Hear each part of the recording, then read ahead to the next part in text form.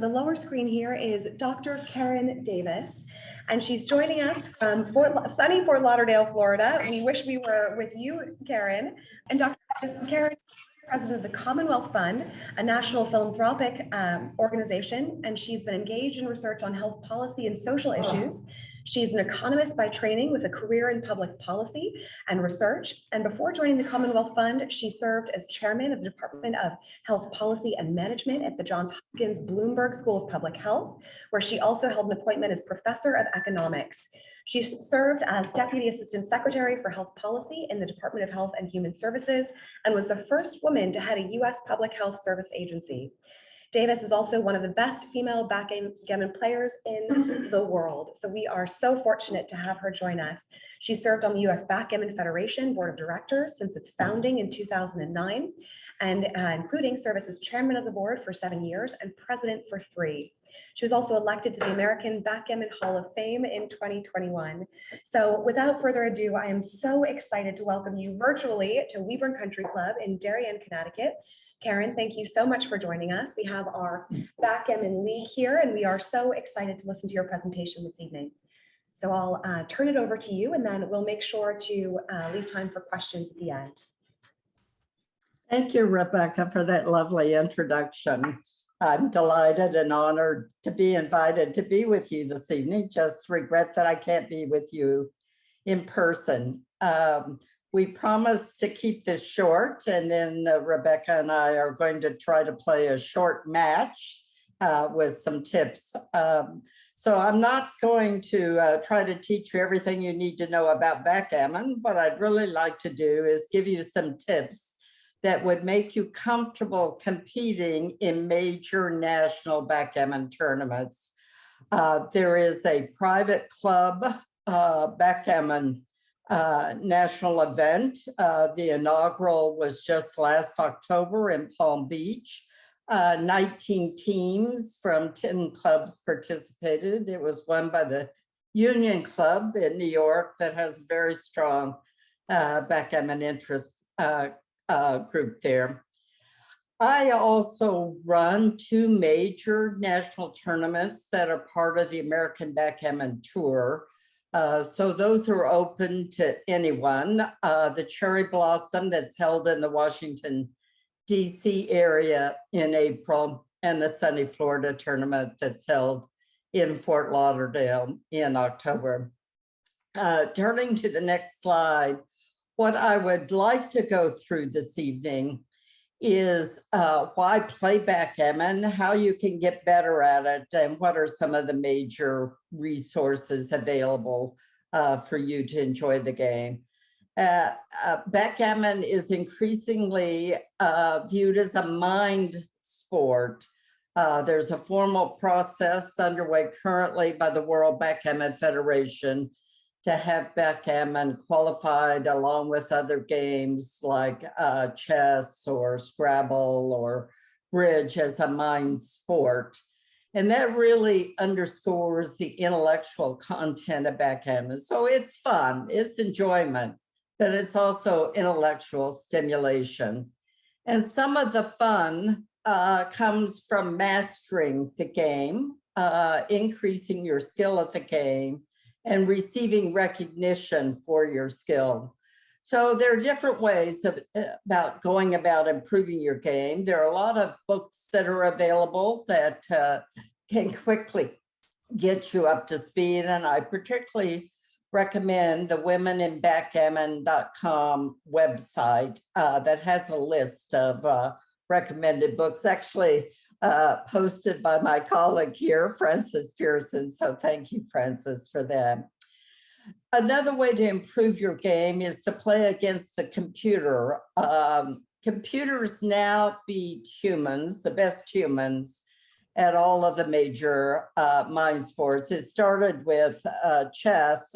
Some of us in the backgammon area didn't think computers would ever master this complex game, but there is a neural net software called Extreme Gammon that beats all of the best players. So we refer to Extreme Gammon as God. You can get it on your desktop or laptop or an app on your iPhone or iPad. There are also now thousands of recorded matches of experts. These are streamed live, typically when they are played, but then captured on YouTube videos. So for example, the US Backgammon Federation has a number, and many of the younger generation prefer to watch these matches and learn from watching the best players in the world, as opposed to wading through books. So whatever's your learning style, you'll find something available. Players often take lessons. So Women in Backgammon, we have started on the second Tuesday of every month, learning sessions featuring an expert teacher with a top woman player. And those, again, are converted into YouTube videos and available, and you can get the link on the Women in Backgammon website. If you want to play in major competitions, as I said, the US Backgammon Federation sponsors the American Backgammon Tour, but also a series of online tournaments, major national, actually international tournaments that are played online. The US Backgammon Federation also has a number of smaller tournaments, typically totally free, going on all the time. So if you're a member of that organization, you can play in those tournaments. And then there are backgammon servers, and if it all works, Rebecca and I will play on Backgammon Galaxy. This is the most popular backgammon server. It has about 20,000 accounts. You go on at any time of the day or night, and there are dozens of players offering to play for different lengths and speeds. So that's a good resource for you. There are also clubs and the public clubs available throughout the country. About 80 of them are listed on the US Backgammon Federation website. You can find out about the major national tournaments on a website called chicagopoint.com. Rebecca has this presentation, so she can share it with you. But the resources, the major resources, are usbgf.org, which is the Federation's website, Women in Backgammon. And then there are Facebook pages maintained by the US Backgammon Federation or the American Backgammon Tour, as well as Women in Backgammon. So if we could have the next slide, Francis. So just at a quick overview, I've shared with Rebecca an article called As Easy as 1, 2, 3.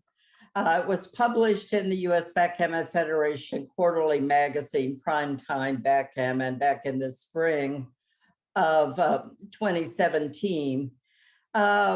It was written by Steve Sachs. In this photo, he's the second from the left, next to me. We are all members of the American Backgammon Hall of Fame there. But what he says, the 3 things to do are to hit your opponent's checker, make a point, or escape your back checker. So your goal at the beginning of the game is to do one of those 3 things. Sometimes you can't do any of the 3, so he says, prepare to do it next time. There are basically 5 kinds of games. Some think of it as a race, and it is fundamentally a race, getting your checkers around before your opponent does. But that's usually a pretty unsophisticated form. The others involve strategy. The most popular is called a holding game, and that's to establish 2 of your checkers on your opponent's 5-point, 4-point, or 7-point. Once you've got that, you're pretty secure. If you're ever hit, you can come back in, but it also keeps your opponent from trying to win by what's called a priming game.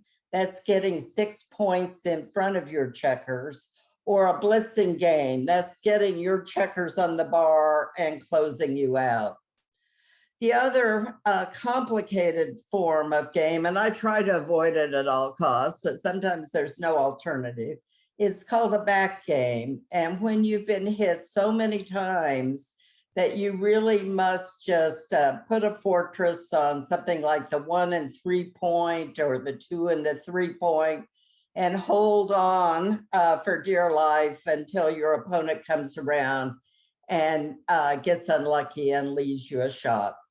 So the first thing you want to do is really master the opening moves. And there are a lot of books out there that can help you with that. I particularly like Bill Roberti, Gammon Press book on how to play the opening moves, part 1 and part 2. The number 2 player in the world, a Japanese player by the name of Michi Kajiyama, has a book called The Opening Concepts that is excellent. But all of these will tell you that your main objective early on is fighting for your opponent's 5 point, 4 point, or 7 point. So you've got a good defensive structure. Next. So one thing about national competitions is that they involve the use of the doubling cube. So they do involve some math. As Rebecca mentioned, I trained in mathematics and economics, so I love the math and probability part of backgammon. Other people, but I say don't despair. If you're not a mathematical type, others play very well through pattern recognition, visual spatial perception of the board. So I'm going to go through this, but don't give up if it seems too hard. So we'll go through different rules for doubling. I will teach you how to count whether you're ahead or behind in the race, and that can matter, and conclude with some tips. So next slide. So the simplest doubling rule is called the 8-9-12 rule, which basically means you double if you are at least 8% ahead in the race. You can move the cube up to a higher level, redouble, say from 2 to 4, if you're 9% ahead. And you can take if you're not more than 12% behind. So you have to know what the race is, how many die. Basically, you have to roll, your opponent has to roll to be the first one with your checkers off. Just as an example, suppose that you need to roll a total of 80 pips to get all of your checkers off, and your opponent needs to roll a total of 89, then you're likely to win because you have fewer rolls to get off. The average roll is 8 pips, so you're going to be off 1 roll before your opponent on average. So the difference there is 9, 8% of 80, 6.4. So you've got enough of a lead to double. It's more than 6.5. Your opponent is back 9, but 12% of 80 is 9.6. So your opponent can take. So that's the rule for doubling. Other people explain it as being you double if you're close to 75% chance of winning, and you take if you're 25% chance of winning. I don't find that so helpful because how do you know you're 75%? Whereas this is a straightforward rule. Double if you're 8% ahead, take if you're no more than 12% behind. Next slide. I'm not going to spend much time by this. It's in a book by Walter Trice called Backgammon Boot Camp. But it's a more sophisticated way of doubling, depending upon whether it's a long race of more than 62 pips or a short race of 62 pips or less. So you can go through that formula later if you're interested in this more refined method of when do you double. Next slide. So Francis, yeah, there we go. Okay, so how do you count how far you're behind? I use a technique called difference counting. It happens to make me one of the fastest pip counters in the US. So you're more inclined to do it when you have a fast way of doing it. So a lot of people count how many pips do I have to go? How many pips does my opponent have to go? Then try to remember both of those numbers, take the difference. I first take the difference, and then if I need to know, I count the leaders side. So it can be wearing mentally. I'm big on focusing your mental energies on when you really need it. So you count when you're either getting doubled or it's close to time for you to double, or whether to decide on a game plan of racing. So next slide. The other rule that's used for doubling is when you have the advantage in 2 or 3 things. You're ahead in the race, so that's the reason why you need to do the pip count. You have a better position, whether that's a stronger board or you've escaped your back checkers or you've got your opponent on the bar. And when things can go bad for your opponent, this roll, the threat, there's a John O'Hagan law that says if 9 out of 36 rolls, they won't take next time, you should double this time. So it's better to make 2 points by doubling than making 1 point. But you also have to consider you may not get those 9 rolls and your opponent may get a great roll. So you have to subtract out what are called anti-jokers. Next slide. Okay, here's how you do pip counts the traditional way. You've got 3 checkers on the 6 point. So 3 times 6 is 18. You've got 4 checkers on the 5 point. So that's 20. 3 checkers on the 4 point, that's 12, 1 on the 2 and 2 on the 1. So all of that adds up to 54. So that's how you figure out how many pips, how many die do I have to roll to get off. Next slide. To give you some sense of the difference count, what I do is go across the board and net out. So in this position, white has 2 checkers on the 13 point. Black has 2 checkers on the 13 point, on their 13 point. So they net out the difference. Both are going to take the same number of dice rolls to get them all the way off. Then white has a checker on the 11. So I start counting 11 in the difference count. I know that this formation is 30 pips and this formation is 15 pips. So black, it has to roll 15 more than white to get off. Black has 4 checkers on the 6. So that's 2 more than white has. That's another 12. They've got another 3 extra on the 5. White has 2 men on the 4, that's 8. 2 men on the 2, that's 4. 2 men on the 1, that's 2. So white's net difference is 17. In other words, black has to roll 17 more numbers than white to get all of their checkers off. And that's on average about 2 rolls. So that's the way. It's very fast, truthfully, because your formations tend to be similar for you to net these out. And then if you want to know, you can count white's absolute numbers, and that's much faster than counting blacks and then counting whites and taking the difference. Take the difference first and count one side. Next slide.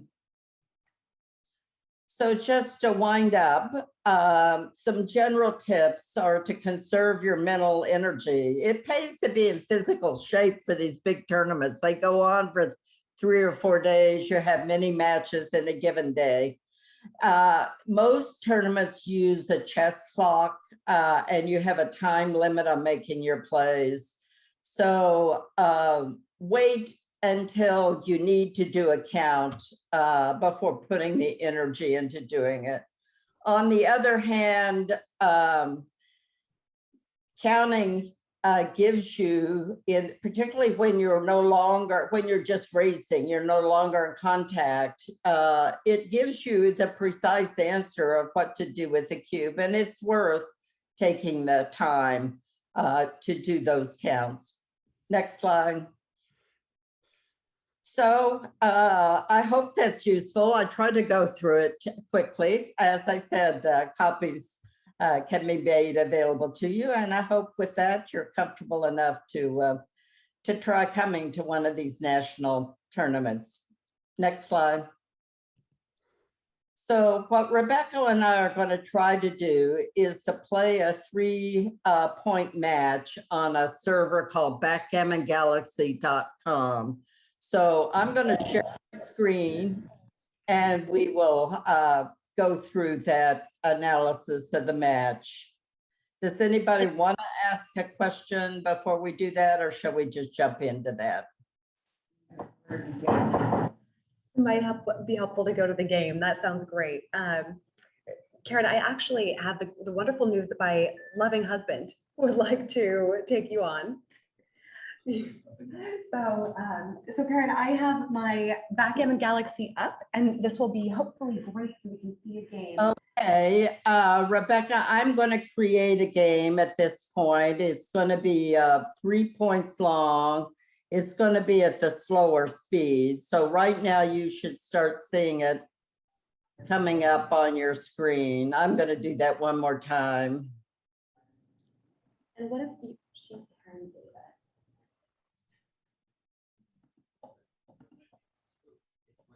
So you should, Rebecca, see that coming down there.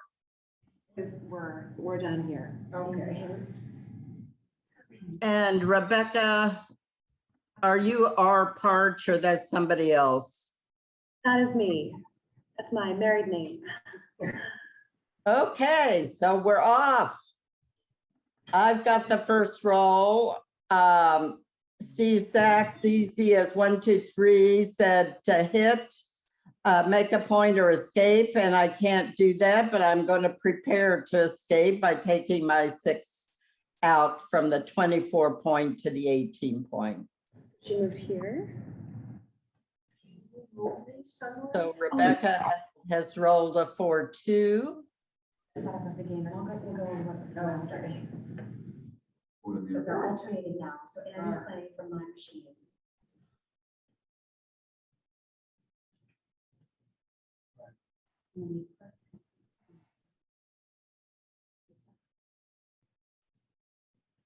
So there are 2 good plays here. Rebecca made her 4 point, and I said, fight for the 5 point, the 4 point, the 7 point. And she's done that by making the 4 point. The other play she could have done is 4-2 was hit me on the 7. So hit or make a point. And by hitting me, she's also beginning to make that point. And we'll see later whether that's recommended. I suspect Extreme Gammon will like the hit better, but we'll see. So I'm going to fight and get that 7 point while I have a chance. I could have made my 4 point, but I'm eager to get a good defensive point.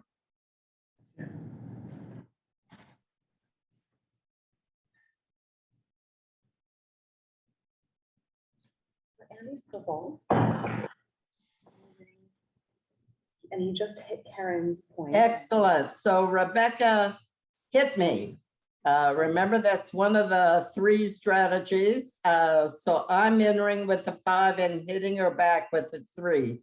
And this is very characteristic of the early game, hitting trying to establish these important points.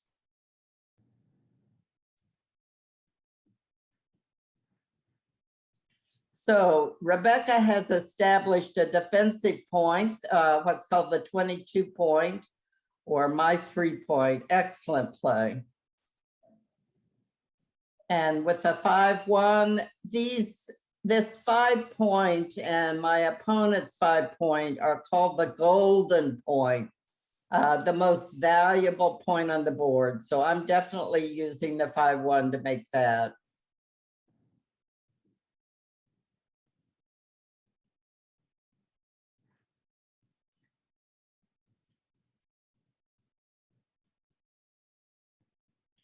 Or 3 would be nice. 4-4.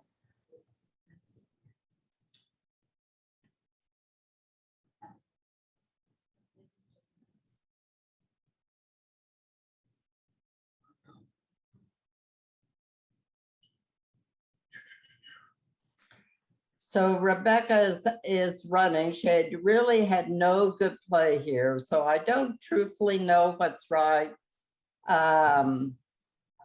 Our race is 151 to 151. So when we're playing online, we don't have to do the pip count. So that's nice.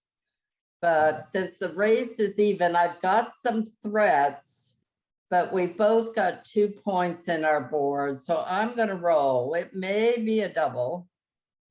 So I've got 2 plays. I can hit her, but I give up that valuable point. So I'm going to undo that. I can hit her here. And both of these are very good plays. And to be absolutely truthful, I don't know what's right, but I lean toward an aggressive style of play. So I'm going to hit her.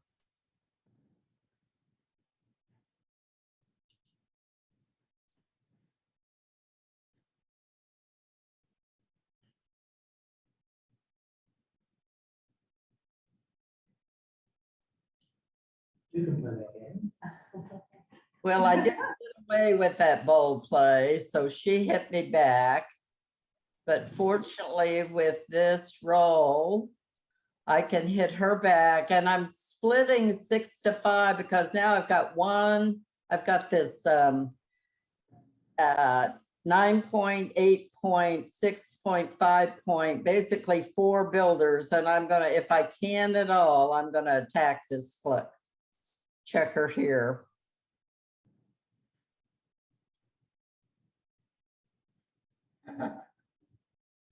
Well,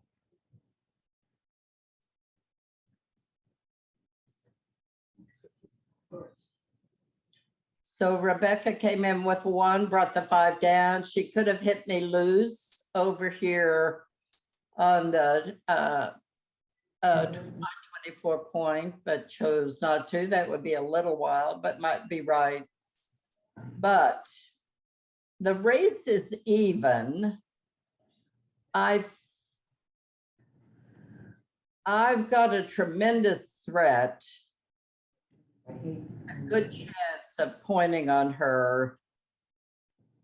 So I'm going to double. You kind of go by the rules. Okay. I don't like that. And it's just not quite enough. So I'm going to button up a little bit. I made a defensive point again on the 7 point. Oh, yeah, okay. See that.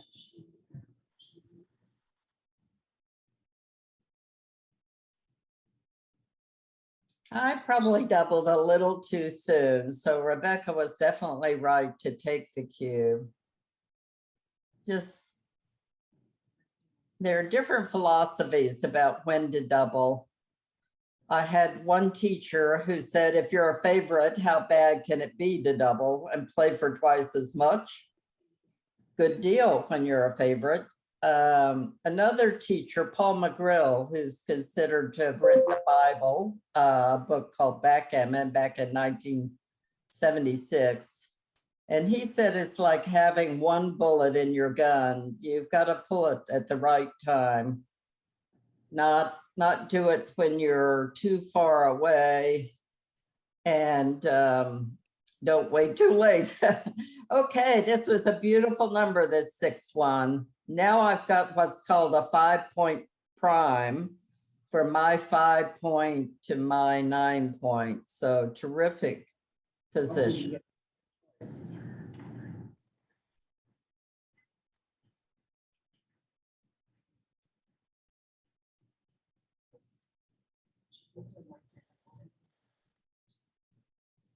got that for free.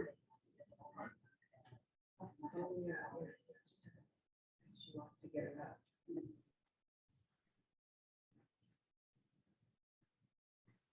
Well, I really and truthfully don't know what to do here.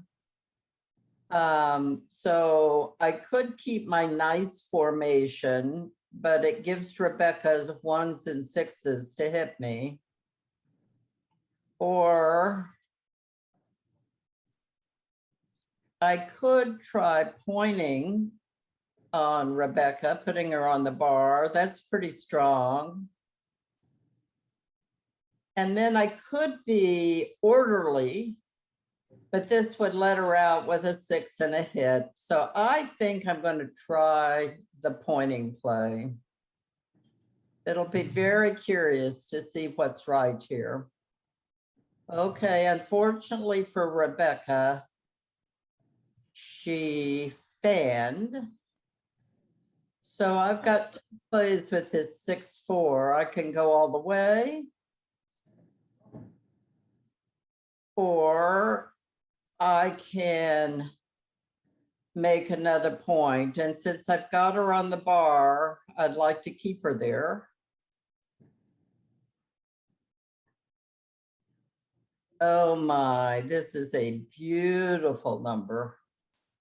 Good night. This is what we call a joker, definitely.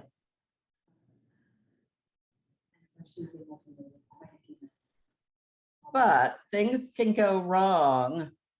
I don't know what's right here. I'll be honest. I'm gonna put 2 of her men on the bar. The other play would be just to sit back, but I'm gonna do this. Not gonna like it if she rolls double 6s, but that only happens 1 in 36 times. So this would be the safe play, but I'm going to try this. There. Oh, There's another. good night. So I got, Very lower right-hand quadrant, this is a really great position to be because he can't get it. He has to come in. this is actually, well, I could have, if I'd rolled a double 6, I would have left a block. That's probably not right. I probably should have done 6-4. And she has another 6. So she has everyone in the lower right-hand quadrant. Everyone in the- So here, I just had a lesson today about when to take a little extra risk. Normally, we want to be even on these top 2 points. The question is, I pretty desperately want to gammon her, but I think I've got the gammon. She's got to come in with 2 checkers, get them all the way around, get these in, outfield in. So all of it. We count crossovers going from one quadrant to, uh-oh, if she gets a 4 here, I'm in trouble, but she didn't. So she's got 3, 4, 5, 6, 7, 8, 9, 10, 11, 12, 13, 14, 15, 16 crossovers to get off. And I've got, get off the gammon, and I've got 6.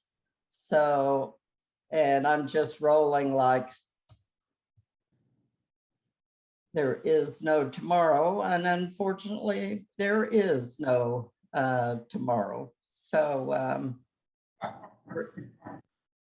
after Rebecca plays her 6-3, I will have a forced move of 2 off. Go ahead and play. And there. But let us see what this does.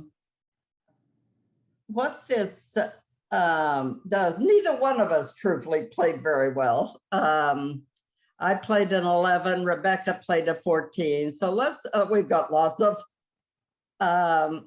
mistakes to look at. So I'm white and Rebecca is blue. And we're just going to look at the red dots. It said on this play with the 4-2 that Rebecca should have made her 2 points. You see that on the lower right. And instead she took the courageous going out 22-16. But they didn't care for my play, giving up this 18 point and coming over here and hitting on the 9, saying I really should have ran this man, this checker all the way to here and had a nice, strong, patient play. And then I doubled here and they said it was too early. Like I said, the race was even. I had threads, but she's got a good position. So I should not have doubled. And this is a pretty bad mistake. 6-2, Rebecca, they would have liked her to make this 22 point and to bring the 6 from the 8 to the 2.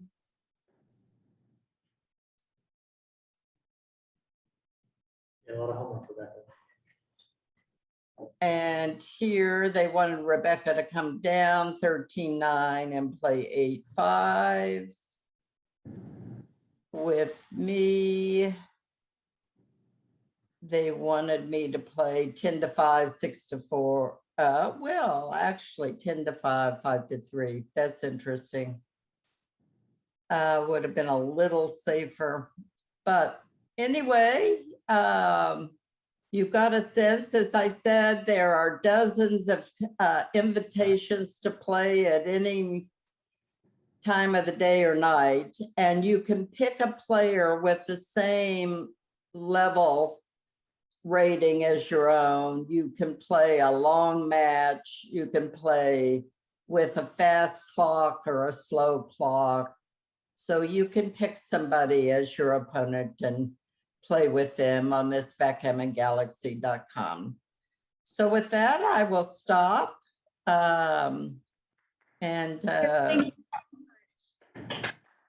We've got a little bit of time left. Rebecca, it's up to you to manage it however you like. But if anybody wants to ask a question, I'm happy to do that. Well, Karen, thank you so much for joining us this evening. It's just been a treat to have you. We're so honored.